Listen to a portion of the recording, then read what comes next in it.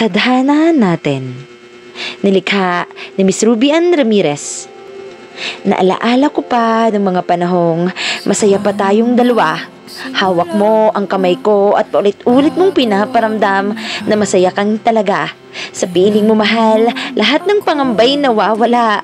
Lalo na kapag binabanggit mo ang mga katagang, mahal, mahal kita sobra. Mga salitang masarap sa pandinig, mga salitang nagpapatahan sa aking bibig, mga salitang sa'yo ko lang gustong marinig.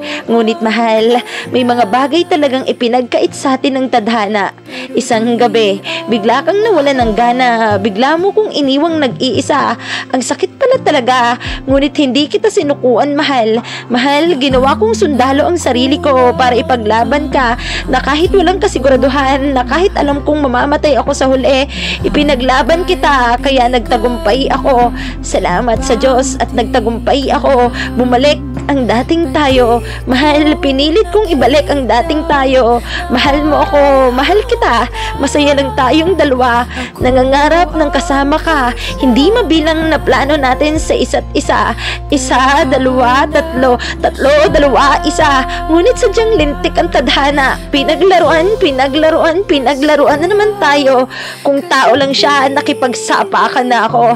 Mahal, tara bumalik tayo sa lugar. Samahan mo kong balikan ang lugar kung saan nabuo tayong muli, kung saan inayos nating muli.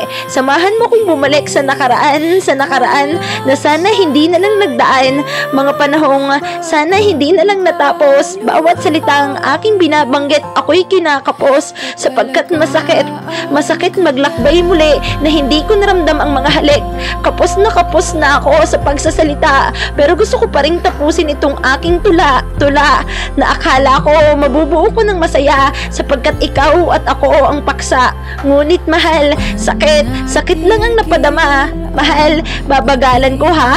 Babagalan kong maglakad papalayo sa'yo. Babagalan kong maglakad sa masasayang alaala na tanging ako na lang ang may daladala. Baka sakali lang naman.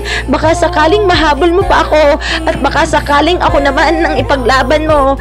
Mahal, maghihintay ako. Hihintayin kita. At kung sakaling dumating man ang oras na yon, nangangako ako sa Ama na kahit anong mangyari, kamay ko at kamay mo lamang ang maghahawak ng mahigpit papalapit sa banal na tahanan niya. Pero mahal, hindi natupad yon kasi mas pinili mong hawakan ang kamay niya kaysa aking kamay na matagal nang nakaabang sa'yo.